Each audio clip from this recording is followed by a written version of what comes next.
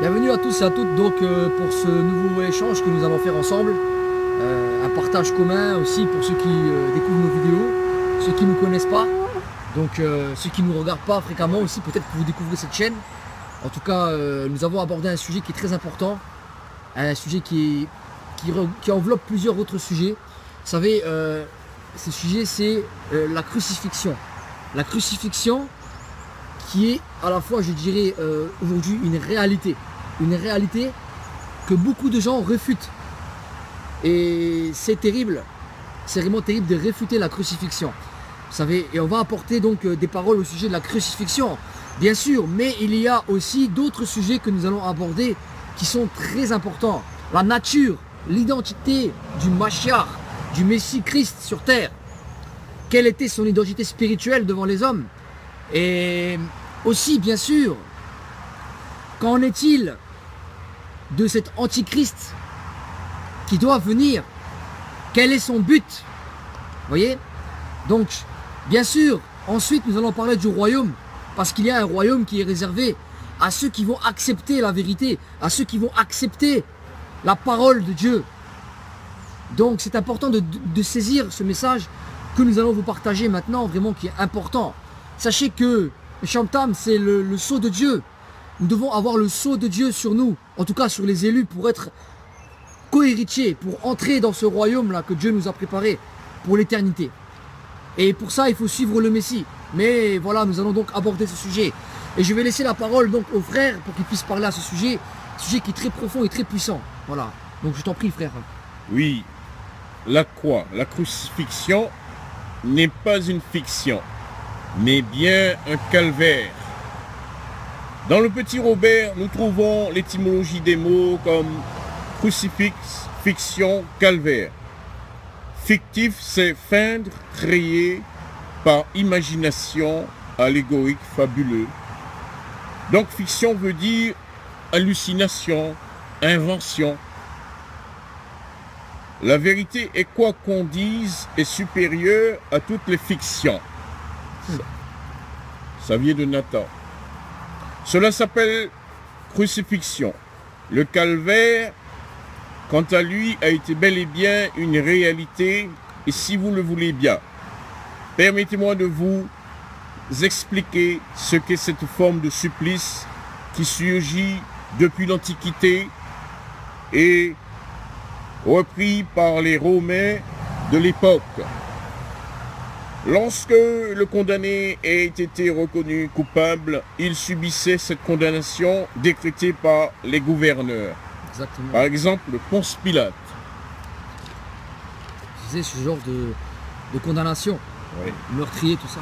Donc, la croix était une mise à mort lente, ce qui faisait souffrir de beaucoup celui qui était exposé à ce genre de pratique ignoble. Supplice du poteau. Car la crucifixion avait pour but de faire souffrir celui qui était condamné. La souffrance était ainsi faite en entraînant une agonie caractéristique de cette agonie lente. Le supplicié était battu, flagellé, cloué au bois infâme.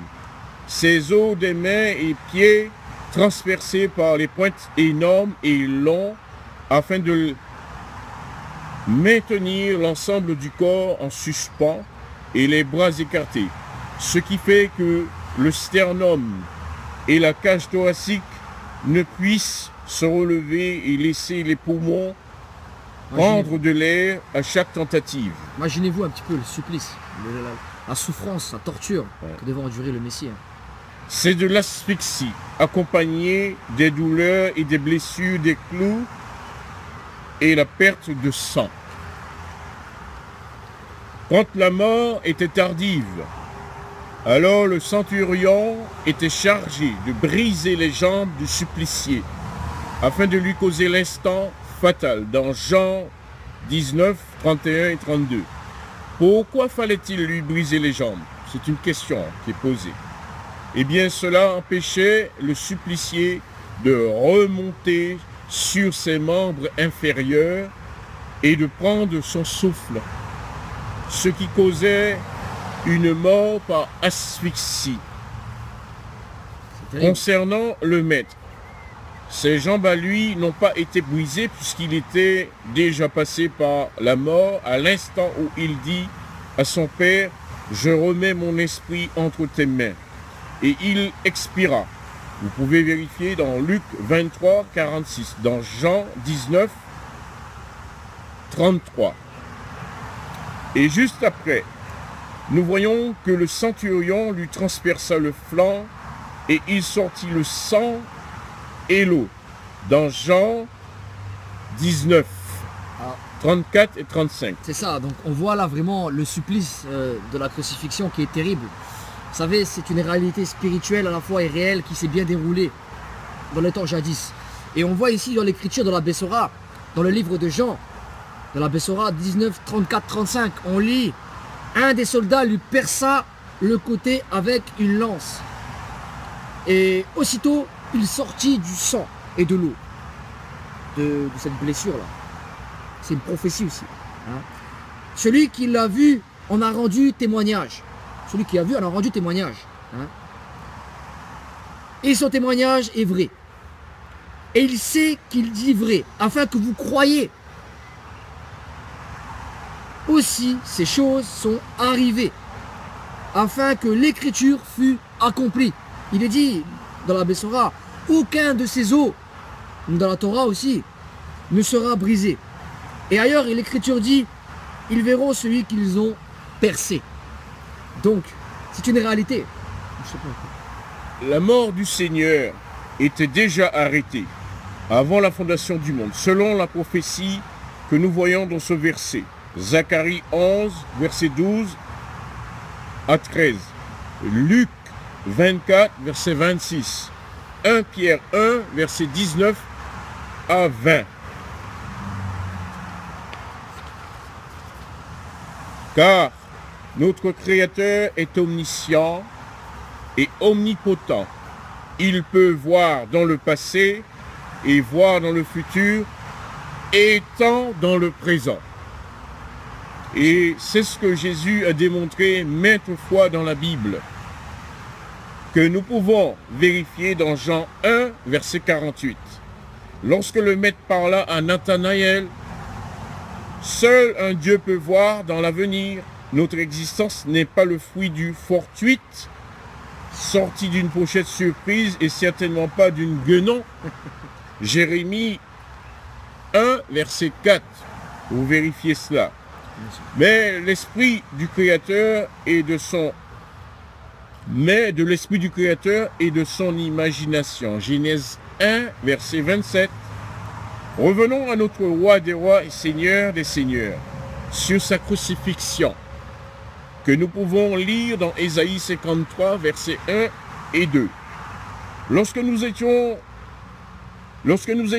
le faux procès truqué, où il n'y avait pas l'ombre d'un doute ou de culpabilité à son encontre, nous voyons bien que dans cette mise en scène, il n'y avait que des témoins à charge et pas un seul témoin à décharge. Matthieu 26, 59 et 60.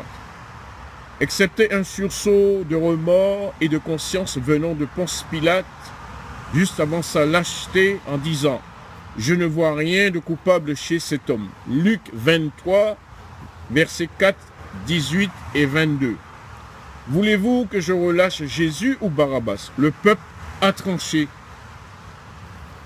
Et là, précisément, sa mise à mort fut après toute une série d'humiliations. Il traversa le chemin qui le mena vers le lieu dit tête de crâne, Golgotha. Il y avait plus de 5000 hommes et femmes afin d'assister à l'infamie.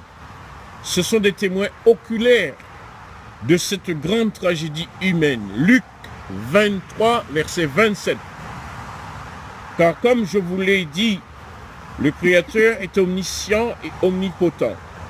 Et c'est là que le sort de chacun de nous est scellé. puisque la mise à mort du Christ est effective. Quand il dit « Père, pardonne-les, car ils ne savent pas ce qu'ils font », certes, Dieu est grand et miséricorde, mais il est dit que celui qui renie le Fils nie le Père, et la colère de Dieu repose sur lui. Jean 3, verset 36. Or, le Fils a bien spécifié à son Père qu'il soit fait selon ta volonté lorsqu'il était dans le jardin de Gethsémani. Matthieu 26, 39 à 42. Jésus savait toutes choses, même le moment où il allait être arrêté. Par conséquent, il aurait pris la fuite. Matthieu 26, 45. Donc, il ne s'est pas dérobé à toutes ces souffrances qu'il devait endurer. Matthieu 26, 52, 54. Jean 12, 27, 32. Jean 17, 22. Voyons le psaume 22, 17, 18. Ce psaume a été écrit par le roi David bien avant la naissance du Christ et tout cela a été fait exactement des siècles après. Prophétie. Lorsque Joseph d'Arimathée, conseiller de distinction, qui lui-même attendait le royaume de Dieu, certainement riche pour l'époque, donc cet homme avait les moyens et la possibilité de s'offrir un sépulcre à sa hauteur, comme la Bible dit bien. Et c'est là que le corps du Seigneur fut mis durant les 3 jours qui précédèrent sa résurrection. Mais bien avant que le corps de Jésus fût remis à Joseph d'Arimathée, nous observons un détail qui a son importance capitale, afin que l'on ne dise pas qu'il y a supercherie ou fiction. Ponce Pilate demanda au centurion de vérifier si Jésus était réellement mort avant de le confier à Joseph d'Arimathée. Nous voyons cela dans Marc 15, 46.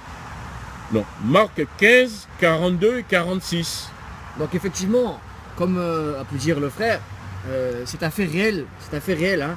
Donc Pilate était un gouverneur qui a pris à charge aussi par rapport aux Israélites, enfin, aux Juifs, la condamnation donc de Yoshua. Donc voilà, donc c'est un fait établi dans l'histoire aussi. Et bien entendu, la condamnation a été sans équivoque. Christ a été crucifié donc, et il a été mis dans un tombeau, comme il a dit donc le frère ici Frédéric. Et je vais vous lire le passage de la Bessora, toujours dans l'évangile de Marc, hein, le chapitre 14, verset 42 à 46, qui nous parle spécifiquement de ce passage où là, le Shabbat, le jour du Seigneur, était là, et on est venu chercher le corps. Bon, je vais vous lire le passage, donc vraiment qui est important, que vous devez savoir et vous devez entendre surtout. Le soir étant venu, comme si c'était la préparation, c'est-à-dire la veille du Shabbat, arriva Joseph d'Arimathée, conseiller de distinction qui lui-même attendait aussi le royaume de Dieu. Il doit se rendre vers Pilate pour demander le corps de Yoshua. Pilate s'étonna qu'il fût mort. Sitôt, fit venir les centeniers et lui demanda s'il était mort depuis longtemps. S'en étant assuré par le centenier, il donna le corps de Jésus, de Yoshua, à Joseph. Donc on voit ici que le corps a été donné à Joseph, qu'il a bien été mort, mais il a ressuscité ensuite. Donc on voit bien cette crucifixion qui a été faite. Hein, c'est un fait. Voilà. Donc je laisse parler encore une fois le frère. La Bible dit maintes fois que le Christ est le Fils de l'homme. Cela est vrai, puisqu'il est le Fils de Marie, la Sainte Femme, choisie par le Saint-Esprit. Lorsque l'ange de Dieu lui annonça, Luc 1, verset 35. Mais quand la voix du Créateur dit qu'il est son Fils unique, dans Matthieu 17, verset 5, cela est aussi vrai, même si certains d'entre nous ont du mal à le comprendre ou à l'accepter. Dans un raisonnement humain, car les pensées du Créateur ne sont pas nos pensées à nous. Autrement, nous sortirons des contextes de la foi et de nos limites et nous contesterons Dieu, ce qui ferait de nous ses ennemis, comme le diable a voulu prendre les paroles bibliques pour tenter le Christ lorsqu'il était en période de jeûne. Matthieu 4, versets 1, 5 et 7. Tout à fait. Donc, Matthieu on 3. voit ici que, bien entendu, dans la prophétie, bien sûr, il y a des passages qui sont plutôt saugrenus. Vous savez, on croit que voilà, non, non, ça s'est vraiment passé. Ces choses sont vraiment établies et des fois nos pensées peuvent nous altérer, peuvent nous faire croire l'inverse, nous faire croire le contraire. Hein, mais nous n'avons pas les pensées de Dieu. Hein. Dieu a permis que nous découvrions cette vérité aujourd'hui. Cette vérité qui est la Bessora, qui est l'évangile. Et je vais vous faire part du passage encore de Matthieu, de l'évangile dans la Bessora, de Matthieu 4, 1 à 7, qui dit ceci. Alors Yoshua, Jésus, fut emmené par l'Esprit dans le désert pour être tenté par le diable. Après avoir jeûné 40 jours et 40 nuits, il eut faim. Et c'est écrit, le tentateur, donc le diable, il a s'étant approché de lui, dit, si tu es fils de Dieu, ordonne que ces pierres deviennent des pains. Donc on voit ici que Yoshua avait une nature, il était fils de Dieu sur terre, il était enfant de Dieu. Hein? Et on voit ici qu'il dit, si tu es fils de Dieu, ordonne que ces pierres deviennent des pains. Et Yoshua va lui répondre, le Christ va lui répondre donc. Il est écrit, l'homme ne vivra pas de pain seulement, mais de toute parole qui sort de la bouche de Dieu. Le diable le transporta dans la ville sainte et le plaça sur le haut temple et lui dit, donc là il va encore s'adresser à lui, il va encore essayer de le tenter.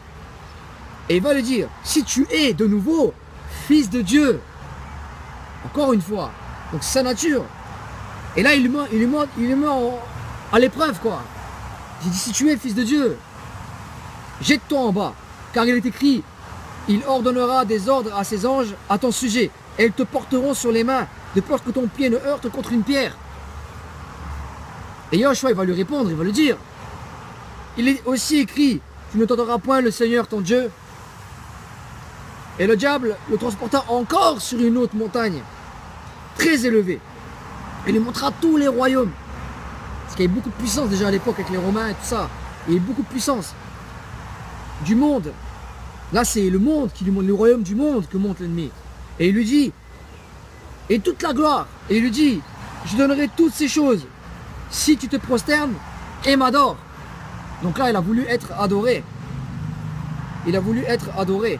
Et Yoshua, il va lui répondre donc maintenant, ici, dans ce passage, retire-toi, Satan, car il est écrit, tu adoreras le Seigneur ton Dieu et tu le serviras lui seul. Lui seul. Et donc, alors le diable lui laissa, et voici les anges vinrent auprès de Jésus, de Yoshua, et le servit. Avez-vous remarqué que le diable lui dit durant 2 fois, si tu es le Fils de Dieu. Fils de Dieu. Donc, avez-vous remarqué que l'ennemi connaît la nature et il le tente. Il le tente parce qu'il le sait. Si tu es fils de Dieu. Tu es fils de Dieu. Donc, il faut comprendre ce message. Il est glorieux parce que il est fils de Dieu. C'est sa nature sur terre. Il était fils de Dieu. Donc, et on voit ici que, et c'est lui sur ces bases-là qu'ils l'ont aussi condamné pour blasphème. Les Juifs, ils ont condamné le Messie pour ce blasphème. Et ses disciples aussi. Parce qu'eux aussi étaient devenus des enfants de Dieu. Vous comprenez? Donc, c'est écrit, il a dit qu'il est le Fils de Dieu. Si vous parcourez l'écriture, il est surtout dit, et question de cela, toujours. D'ailleurs, c'est encore le grand débat dans ce monde actuel, dans beaucoup de dénominations, enfin, de choses qui font des débats à ce sujet pour le Fils de Dieu. Vous voyez? Alors qu'il lui-même l'a dit qu'il est le Fils de Dieu. C'est abnégation, c'est refus de Dieu encore de nos jours. Donc, je laisse la parole au frère pour qu'il puisse expliquer un peu plus pour ce sujet, donc par rapport au Fils de Dieu, parce que c'est sa nature. Savez-vous que Dieu peut tout? Ce n'est pas un vain mot, ni une devinette. Cela est réellement vrai. Vérifiez Luc 1, verset 37. Et il l'a prouvé en créant la lumière solaire, mais également la vie sur terre. Il y est même venu habiter dans un corps d'homme. 1 Timothée 3, verset 16. Et Hébreux 1, verset 8 à 9. Cet homme était le Christ. Matthieu 1, verset 23. Celui qui croit à ces choses, alors Dieu s'est révélé à lui, et il connaît Dieu, et Dieu le connaît. Oui, le Christ est le Fils du Très-Haut, par la puissance du Saint-Esprit, et conçu durant 9 mois dans le sein d'une femme modeste, choisi par le Créateur. Luc 1, verset 48. Il fut crucifié par ses ennemis et ressuscité par la puissance du Très-Haut, c'est-à-dire le Saint-Esprit. Celui qui réfute cela va trop loin et pêche contre le Saint-Esprit. Donc effectivement, si on va trop loin, si on va aller trop loin, on commence à ne plus dire oui, le Christ est bien, mais le Messie Yoshua est bien un fils de Dieu, et qu'on commence à aller plus loin, il y a un problème. C'est-à-dire que là, on est en train de s'attaquer à Dieu. Et donc, il est écrit dans l'Écriture, dans la Bessora, toujours en 2 Jean 1,9, quiconque va plus loin ne demeure pas dans la doctrine de Yoshua, du Messie, du Christ, n'a point le Créateur avec lui, n'a point Dieu. Celui qui demeure dans cette doctrine, donc dans cet enseignement, dans ce qu'il a reçu, dans ce qu'il a dit, a le Père et le Fils. Donc, c'est très sérieux, c'est très sérieux. Je laisse parler le frère. Car Dieu dit, si vous parlez contre le Fils de Dieu, vos péchés seront pardonnés. Mais quiconque parlera contre le Saint-Esprit, il ne lui sera pardonné ni dans ce siècle, ni dans le siècle à venir. Après les demandes des principaux sacrificateurs, le sépulcre était bien gardé par des gardes jusqu'au 3e jour, afin que ses disciples ne viennent dérober le corps et dire au peuple, il est ressuscité des morts. Cette dernière imposture serait pire que la première. Pilate leur dit, suivez bien, hein. Vous avez une garde, allez, gardez-le comme vous l'entendez. Ils s'en allèrent et s'assurèrent du sépulcre au moyen de la garde après avoir scellé la pierre. Matthieu 27, versets 62 à 66. Il y a beaucoup de débats, de tergiversations, surtout ceux qui vont à l'encontre des récits bibliques qui se sont avérés vrais et plausibles. Luc 1, versets 1 à 4. Dieu n'est pas un menteur, ni son Fils, ni ses apôtres, mais le diable est menteur depuis le commencement et il ne se tient pas dans la vérité. Tout à fait, tout à fait. Donc, et même au niveau de l'esprit que vient parler le frère, à Zacharie 4,6 dans la Torah, il est écrit que ce n'est pas par la force, ce n'est pas mon esprit, dit le Tout-Puissant. Donc l'esprit est réel. Et si maintenant vous blasphémez contre le Saint-Esprit, contre l'Esprit de Dieu, c'est grave. Donc faites attention à ce que vous dites, mes amis qui écoutez cette vidéo. Et j'aimerais aussi vous dire, donc un passage de la Bessora, dans Jean 8, 43 à 47, qui nous exprime vraiment la vérité authentique que le Christ va apporter. Il est dit que le Christ, le Mashiach, a dit, pourquoi ne comprenez-vous pas mon langage? Je parle là ici aussi pour ceux qui ne comprennent pas la vérité, pour ceux qui ne veulent pas l'accepter dans ce passage. Le Mashiach, le Messie a parlé, il a dit, pourquoi ne comprenez-vous pas mon langage? Et il a dit, parce que vous ne pouvez écouter ma parole. Parce que vous ne pouvez écouter ma parole. Et il a dit, vous avez pour père le diable.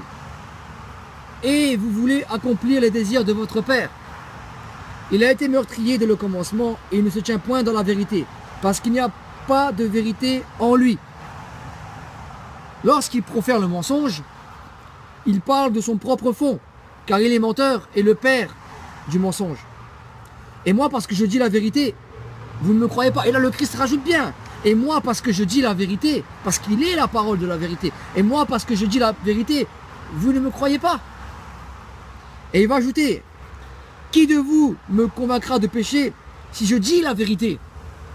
Parce qu'à l'époque, il voulait le condamner pour ça. Parce qu'il se faisait fils de Dieu, etc. Et il disait la vérité pourtant. C'était spirituel. Et aujourd'hui, beaucoup ne comprennent pas ça. Donc, et j'ai écrit, pourquoi ne me croyez-vous pas? Celui qui est de Dieu, écoute les paroles de Dieu. Vous ne me croyez, vous ne m'écoutez pas parce que vous n'êtes pas de Dieu. Donc, celui qui écoute les paroles de Dieu est de Dieu. Si maintenant une personne ne va pas écouter la parole de Dieu, elle ne sera pas de Dieu. Donc Christ est la parole de la vérité, il est le Verbe, il est la parole de Dieu. Donc si vous ne l'écoutez pas, vous n'écoutez pas Dieu. Tout simplement. Donc vraiment, ressaisissez-vous. Peut-être vous qui ne connaissez pas aussi le Seigneur, le Tout-Puissant, vraiment comprenez que c'est la vérité, que sa parole est la vérité, et que c'est sa parole qui va vous sauver, et qu'il faut suivre cette parole, qu'il faut écouter, qu'il faut lire l'écriture aussi. Voilà. En tout cas, je laisse parler donc le frère encore maintenant. Oui. Depuis des siècles, la venue du Christ était annoncée par les saints prophètes, et quand cela fut, ses ennemis n'ont jamais cessé de tenter à sa vie. Le roi Hérode donna l'ordre de tuer tous les nouveau-nés, de sorte que ce bébé surnaturel soit mis à mort. Lorsque le Christ n'était qu'un enfant, qu'avait-il fait pour être tué de la main d'un roi si puissant? De quoi avait-il peur? Vérifiez cela dans Matthieu 2, versets 13 à 15. Ouvrez l'évangile, ouvrez votre Bible. Et cela a duré tout le long de son ministère. Ils ont trouvé un prétexte en disant qu'il a dit qu'il est le Fils de Dieu. Vérifiez. Luc 22, versets 70 et 71. Par conséquent, c'est un blasphème. Il doit mourir. Mais dans l'Antiquité, beaucoup se sont fait appeler fils de Dieu ou Dieu. Ils n'ont jamais été inquiétés pour autant. Même le Christ leur fait la remarque à ce sujet, que vous êtes des dieux. Voilà, exactement. Donc il nous fait référence à ce passage, là le frère, où le Machia, où le Messie a parlé. Sa parole est la vérité. Il nous explique sa nature. Et il nous explique que nous-mêmes, quand nous acceptons sa parole, nous devenons fils de Dieu, nous devenons enfants de Dieu. Il est écrit dans l'Écriture en Jean 1,12 que à tous ceux qui l'ont reçu, à ceux qui croient en son nom, elle a donné le nom, la parole, a donné le pouvoir de devenir enfant de Dieu. Et le Christ nous explique cela dans son enseignement. Il nous dit pertinemment dans l'enseignement de sa parole, qui est la vérité, il nous dit « Heureux ceux qui procurent la paix, car ils seront appelés fils de Dieu ». Matthieu 5, 2 à 12. Donc si vous ne croyez pas en ces paroles, vous ne croyez pas en Dieu. Sachez-le, et vous n'êtes pas fils de Dieu. Vous n'appartenez pas à Dieu, vous appartenez malheureusement à quelque chose d'autre que vous connaissez. Hein, par contre. Et c'est pas bon. Donc, vraiment, et le Christ a nous expliqué cela dans son enseignement. On lit encore vraiment dans la Bessora, Jean 10, 34 à 39. Il dit dans l'évangile, dans la bonne nouvelle, la Bessora, il dit, Yoshua leur répondit, n'est-il pas écrit dans votre loi? J'ai dit, vous êtes des dieux? Si elle a appelé Dieu, ceux à qui la parole de Dieu a été adressée, ceux à qui la parole de Dieu a été adressée, comprenez que là, il faut que la parole de Dieu soit adressée et que vous l'acceptez pour être un fils de Dieu, un enfant de Dieu. Donc si elle a appelé Dieu, ceux à qui la parole de Dieu a été adressée, et si l'écriture ne peut être anéantie, elle ne peut pas être anéantie. Vous dites, certains vont même dire que l'écriture, oui, c'est pas bon. Non, elle ne peut pas être anéantie, l'écriture.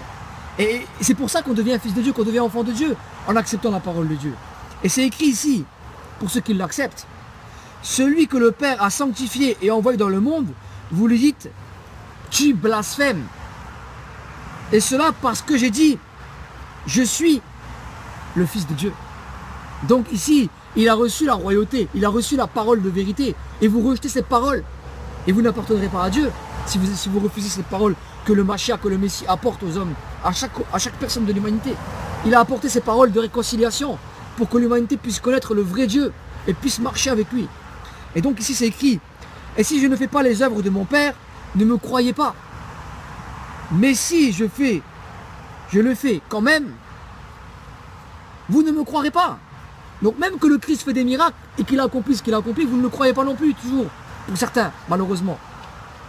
Et c'est écrit, croyez en ses œuvres, afin que vous sachiez et reconnaissiez que le Père est en moi, que le Père est en moi. Il faut comprendre ce mystère glorieux. Il faut comprendre que le Père est en lui. Et j'ai écrit que je suis dans le Père. Là-dessus, ils cherchèrent à le saisir. Mais ils s'échappèrent de la main, donc, de leurs mains. Donc ici, le Christ nous explique des choses profondes dans son enseignement et dans sa parole. Il est la vérité. Et quand on accepte sa parole, on accepte le Dieu vivant. Et on devient un fils de Dieu. On a le cachet, le sceau de Dieu. Hein? Shamtam, donc le sceau de Dieu, on l'a. Et c'est ça que vous devez avoir aujourd'hui. Vous devez accepter cette parole, vous devez devenir enfant de Dieu. Vous devez devenir aussi fils de Dieu à votre retour maintenant. Et le Christ était le fils élu de Dieu, parce qu'il a accompli la prophétie. Et a donné sa propre vie à la crucifixion, comme nous l'avons énuméré au départ. Donc voilà, donc vraiment, faites ce choix décisif maintenant. Si vous ne l'avez pas fait, Peut-être que vous êtes ailleurs, je ne sais pas, dans une doctrine étrangère, je ne sais pas. Je ne veux pas vous juger. Mais c'est avec amour ce message, vraiment, que nous vous adressons aujourd'hui, vraiment. Et je laisse la parole au frère encore pour qu'il puisse éclaircir certains points. Merci. Était-ce une vérité qui faisait peur ou qui dérangeait les antagonistes de l'époque? Car il est dit de lui qu'il est le fils unique. Unique veut dire pas comme les autres, Élu. où nul n'est semblable à lui, ni sur terre, ni dans les cieux, parce qu'il est la première créature engendrée et sortie de la puissance divine. Il est la seule créature depuis, jusqu'à cet instant. Colossiens 1, verset 15, vous vérifiez cela. Donc l'unique engendré et de plus, ses caractéristiques n'ont pas d'égal.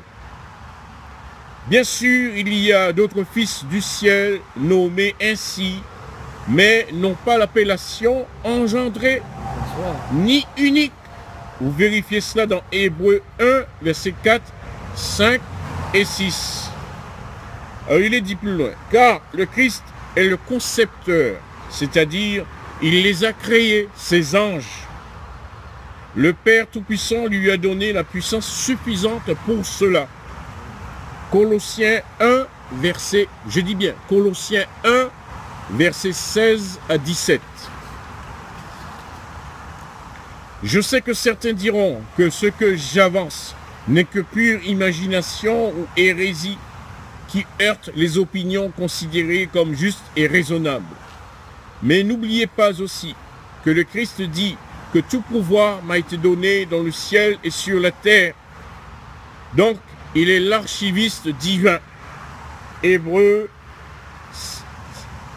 1, verset 1 à 2. C'est ça, donc l'archiviste divin. C'est lui qui détient le pouvoir, l'autorité suprême. Donc il conduit les anges, c'est la parole, l'autorité. Hein, les anges lui obéissent. Le malak, les anges lui obéissent, les messagers lui obéissent. Ainsi que ceux qui ont choisi d'être des enfants de Dieu, qui ont accepté sa parole aussi, sur terre.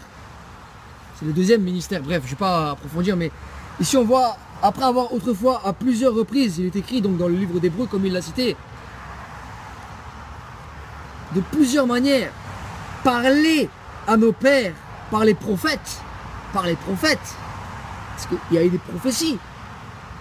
Donc, Dieu, dans ces derniers temps, nous a parlé par le Fils, qu'il a établi héritier.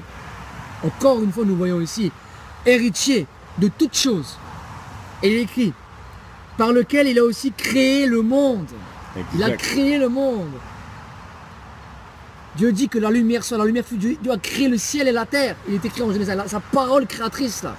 Christ est la parole qui a créé toutes choses. Vous comprenez? Donc ici c'est écrit. Et qui étant le reflet de sa gloire et l'empreinte de sa personne. C'est magnifique, c'est beau, c'est réel. Et c'est écrit, donc, et soutenant toutes choses par sa propre puissante. Hein? Parole, donc, a fait la purification des péchés. Quand nous écoutons sa parole, quand nous écoutons la parole du Mashiach, du Messie, du Christ, alors nous comprenons que nous sommes un pécheur et que nous devons changer. Ça s'appelle la sanctification. C'est ce dont parle le livre d'Hébreux ici. Ça s'appelle la sanctification et on se purifie. C'est la auto-purification par la parole, l'eau symbolique. Vous voyez? Et c'est écrit des péchés. Et c'est assis à la droite de la majesté divine dans les lieux très hauts.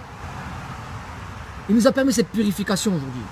En lisant sa parole, en comprenant que nous devons être un fils de Dieu, un enfant de Dieu pour suivre le Tout-Puissant au travers de sa parole. C'est important de comprendre cela, mes frères, mes amis, qui que vous soyez. Et c'est écrit, devenu d'autant supérieur aux anges qu'il a hérité d'un nom plus excellent que le leur. Il est le Messie, le Mashiach. Il est le Messie, le roi, le Fils de Dieu. Voilà la vérité que vous devez accepter aujourd'hui, mes frères, mes amis. Voilà. Je laisse la parole au frère. Adam n'est pas un fils de Dieu, car il est une créature tirée de la terre. Autrement dit, il fait partie de la terre, une créature. Il est une créature. Mais aimé de Dieu, bien sûr, mais une créature, comme vous et moi.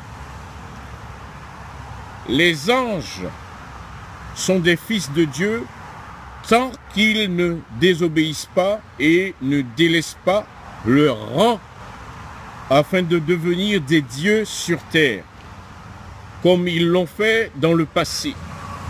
Et nous voyons cela dans Genèse 6, versets 1 et 2, qui dit « Lorsque les fils de Dieu virent les filles des hommes étaient belles, et ils en prirent pour femmes, parmi toutes celles qu'ils choisirent. Ces anges n'étaient pas des hommes comme vous et moi, mais des êtres célestes. C'est pour cela qu'ils sont appelés fils de Dieu et qui se sont matérialisés sur terre. Nous pouvons retrouver leurs empreintes sur terre dans divers lieux où ils laissèrent de grands édifices sans égal, rendant l'homme d'aujourd'hui interrogatif et perplexe face à ces grandes énigmes de l'Antiquité et de la mythologie grecque, égyptienne, etc.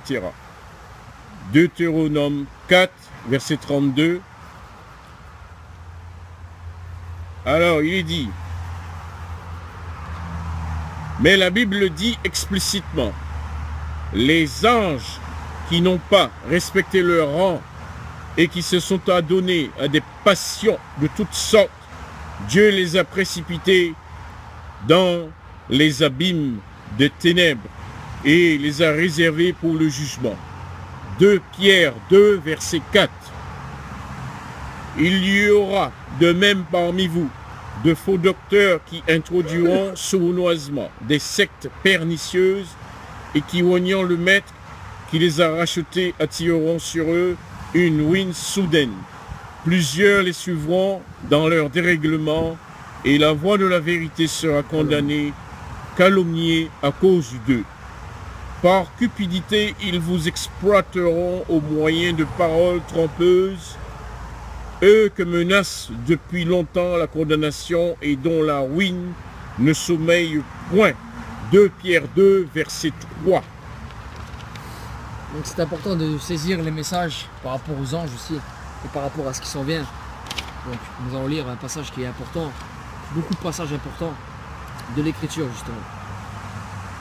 Oui, il y aura un jugement qui sera fait au moment où le Créateur des cieux le décidera. Et il fixera ce jour avec tous les habitants de la terre. Pas un seul ne manquera à l'appel. Matthieu 17, verset 30 à 31. En fait, ce n'est pas lui qui décide à notre place. Matthieu 12, verset 36. Mais cela dépendra de nous-mêmes et de ce que nous faisons de cette liberté. Je sais que vous vous dites, comment était-ce possible? Matthieu 13, 1 à 23. Tout simplement à cause du choix que vous faites dans votre vie. Apocalypse 21, verset 7. Avec les éléments que vous bâtissez tout le long de votre vie, raisonnement, attitude, lecture, pensée, discours, décision, parti pris, si vous êtes athée, croyant et en qui vous avez cru. Apocalypse 20, versets 11, 12, 13 à 14. Tout cela vous donne un passeport pour être du côté des chèvres ou des boucs, soit à gauche, soit à droite. Matthieu 25, verset 31. Le grand principe divin est merveilleux. Il n'oblige personne, mais invite délicatement et patiemment jusqu'à un certain point. Mais il aura le dernier mot. Le jugement dernier sera considéré d'après ce que serait écrit ce qui serait écrit de nous tout le long de notre vie et notre façon de vivre durant notre séjour sur terre. Car n'oubliez pas que vous êtes là juste un moment et que ça a l'air d'être éternel, mais ce n'est pas encore la vie durable. C'est pas la vie durable ici. Justement, faites le bon choix. Si vous dites que cela aurait été vraiment bien, si cela pouvait être interminable, en étant en bonne santé et ayant toutes les richesses et possibilités de milliardaires, eh bien, la parole biblique vous affirme que vous aurez cette possibilité-là si vous faites partie des élus. Tout à fait. Apocalypse. Ça, tout à fait. Donc, on peut voir ici l'explication en clair. Les anges sont d'autant aussi des êtres célestes, vous savez, parce qu'il est écrit dans l'Écriture qu'il y a plusieurs mondes. Il y a le monde physique et il y a le monde spirituel. Le monde spirituel, il y a Olam Vayetria, le monde des anges supérieurs, le monde des anges Beria. Il y a plusieurs mondes. Et vous savez, les anges ont l'autorité suprême, c'est la parole, c'est le Christ, c'est le Messie. La parole leur dit un ordre et ils l'exécutent. Ce sont des messagers. Et ici, nous voyons que beaucoup ont refusé de se soumettre à la parole. Et ils ont été déchus. Et quand ils ont été déchus, le frère l'a dit spécifiquement, donc aujourd'hui, ils sont punis au jugement. Et ce sont les saints qui vont les juger au jugement. Exact. Donc, mais nous qui sommes des fils de Dieu, rachetés par la grâce au travers du Messie, parce que le Messie a été crucifié pour nos péchés, et il a ressuscité, il est vivant. Et celui qui accepte sa parole, et qui accepte ce que nous venons de vous dire, est sauvé. Donc, c'est à vous d'accepter cela. Mais le jugement sera terrible, et il s'en vient. Et il est écrit donc dans la Bible, comme il l'a cité, qu'il va y avoir une séparation. Exactement ce qu'a dit le frère est juste, il va y avoir une séparation entre ceux qui auront accepté la parole et ceux qui n'auront pas accepté la parole de Dieu. Je parle dans le plan physique, les hommes qui ont cru au Seigneur et qui vont ressusciter premièrement, ensuite les autres. Il va y avoir un jugement terrible qui va s'abattre pour malheureusement les impies, ceux qui n'ont pas choisi les méchants. Et aussi beaucoup d'autres qui ont été rebelles, qui ont été fanfarons, qui ont fait beaucoup de choses mauvaises dans leur vie et qui n'ont pas saisi que la vérité était là pour eux, pour venir au salut, au travers du Messie Christ. Donc, il y a un jugement, Matthieu 25, 31 à 41, il va y avoir une séparation, il va y avoir un jugement. Et ce jour-là arrive, donc préparez-vous, c'est ce que nous voulons vous avertir, il y aura un royaume. Et quiconque n'est pas en règle et impur aux yeux de Dieu ne rentre pas dans le royaume. Parce que le Christ nous a donné la purification, nous l'avons lu en hébreu, il nous a donné la purification pour entrer dans son royaume. Si nous ne sommes pas purifiés, nous ne pouvons pas entrer dans le royaume. Et Christ nous donne ces possibilités, le Messie nous donne ces possibilités d'entrer pour être purifié aussi dans ce monde maintenant, en choisissant de le suivre par sa parole. Ne faites pas comme les anges déchus, qui étaient les premiers à désobéir à Dieu. Et ensuite les hommes ont suivi les anges déchus et ont désobéi aussi à Dieu. Exact. Ne faites pas comme eux. Ne faites pas comme eux. Aujourd'hui, beaucoup viennent peut-être avec des livres, avec des théologies pour contrecarrer certaines choses, c'est vrai. Ils ont des arguments, c'est vrai. Il faut respecter cela. Mais prenez la vérité, la parole. Elle est pure, elle est authentique. Cette vérité que Dieu, que le Christ a établie aussi au travers de sa parole. Donc, et aujourd'hui, on lit dans ce livre de l'Apocalypse, l'Apocalypse 21, 6, donc, qui nous parle dans la Bessora, dans le Nouveau Testament. Il est dit, et celui qui était assis sur le trône dit, donc la parole, le Messie dit, voici, je fais toutes choses nouvelles. Et il dit, écrit, ces paroles sont certaines et véritables. Et il me dit, c'est fait, je suis l'alpha et l'oméga, le commencement et la fin. À celui qui a soif, je donnerai de la source de l'eau de la vie gratuitement. Celui qui vaincra héritera ces choses. Je serai son créateur, son Dieu, et il sera mon fils. Amen. Et il sera mon fils. Mais pour les lâches, les incrédules, donc même ceux qui refusent la parole, malheureusement, les abominables, les meurtriers, les débauchés, les magiciens, les idolâtres et tous les menteurs, leur part sera dans l'étang ardent de feu et de soufre, ce qui est la seconde mort. Le jugement s'en vient, préparez-vous, votre âme vous sera redemandée, votre esprit devant Dieu. Donc saisissez cela réellement. Voilà, c'est un nouveau royaume qui vous a offert une possibilité nouvelle d'être sauvé dans votre vie maintenant. Voilà, au travers du Messie, au travers de sa parole. Donc faites ce choix vraiment. Je vais inviter encore le frère à continuer dans ce discours. Hein, oui, alors donc, je vais poursuivre en disant, attention, sachez qu'il y aura des déceptions énormes et des grincements de dents. Matthieu le confirme, 25, verset 30. Car la parole sera prononcée en disant, vous qui êtes bénis de mon Père, prenez possession du royaume qui vous a été préparé dès la fondation du monde. Matthieu 25, verset 34. Sentinelles, soldats, gardez et serrez les rangs. N'abandonnez pas vos positions comme certains l'ont déjà fait. Gardez la foi. Revêtez-vous de toutes les armes de Dieu afin de pouvoir tenir ferme contre les ruses du diable. Car nous n'avons pas à lutter contre la chair et le sang, mais contre les dominations, mais contre les autorités, contre les princes de ce monde de ténèbres.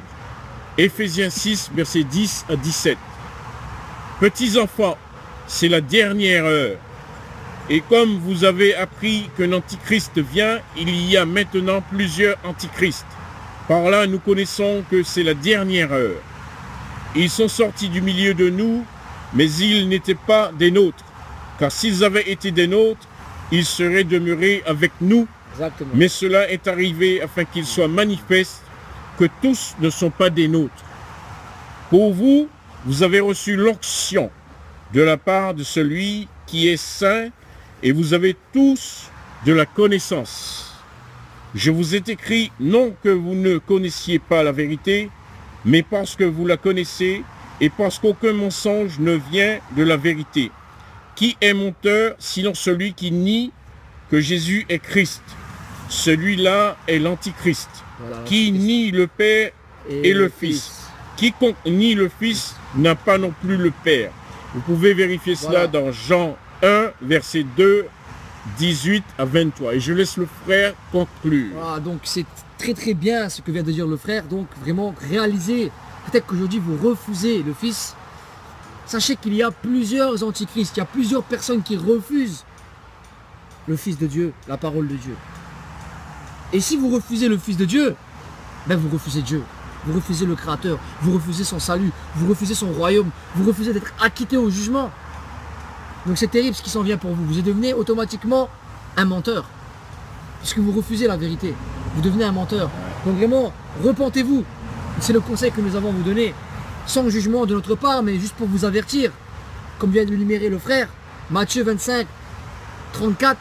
Il est dit que le Christ, le Messie, quand il va revenir, le Machia, il va dire à ses élus, à ceux qui auront choisi la vérité, à ceux qui ne seront pas parmi la séduction de ce monde, parmi l'antichrist, qui n'auront pas suivi l'antichrist, celui qui auront rejeté ses paroles, il dira à cela, à ses élus, venez vous qui êtes bénis de mon Père, prenez possession du royaume qui vous a été préparé dès la fondation du monde, il les laissera entrer dans le royaume.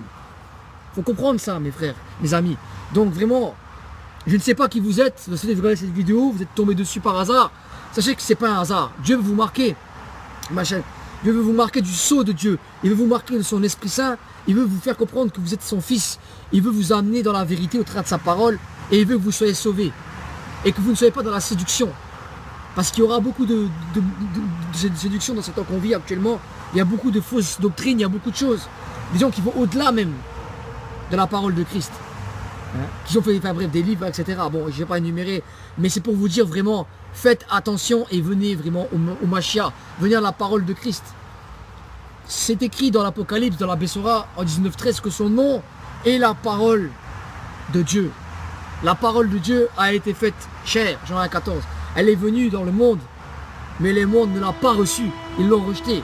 Le Machia a été rejeté. La parole a été rejetée. On ne l'a pas acceptée. Et là, les antichrists sont venus. Non, ce n'est pas le Fils de Dieu. Voilà ce qu'ils ont dit. Non, ce n'est pas la parole. Sa parole est fausse. Voilà ce qu'a dit l'Antichrist. Et il y en a plusieurs aujourd'hui qui disent cela. Donc, quiconque renie cela est dans la séduction. Il suit l'Antichrist en fait. Ne suivez pas l'Antichrist. Suivez la parole, suivez le Christ. Suivez le Messie que Dieu a envoyé pour vous sauver. Et vous aurez la vie éternelle, tout simplement. Voilà, en tout cas, je vous souhaite une excellente journée, une excellente soirée. Vous qui avez regardé cette vidéo. Et soyez abondamment bénis de la part du Créateur. Shema Israël, Adonai Elohim, Adonai Echad. C'est moi, j'ai Matthieu 25, la première à carrière. C'est écrit dans la Bible. Moi, j'apprends pas les choses. Je ne pas ça pour vous juger. Je vais vous annoncer que vous avez une possibilité de sauver. C'est là, parce que si maintenant vous marchez là, c'est là, il arrête de dire, je ne sais pas, mais vous tombez par terre. Vous êtes devant le jugement, la société est devant le jugement. Il y a Dieu qui prend. Qu'est-ce que vous allez me dire? Je vais vous dire, je vais annoncer la bonne nouvelle.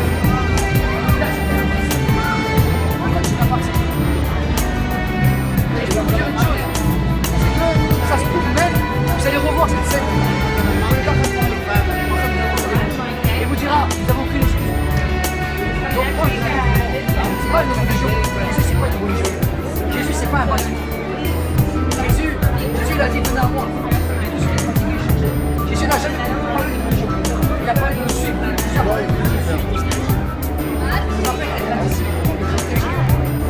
Voilà, c'est pour la bonne nouvelle qu'on se lève. Hein. C'est pour notre Seigneur Jésus-Christ. Hein. Yoshua. Amen. Hein. Amen. Pour notre Seigneur. La moisson est grande, hein. Il y a un peu d'ouvriers.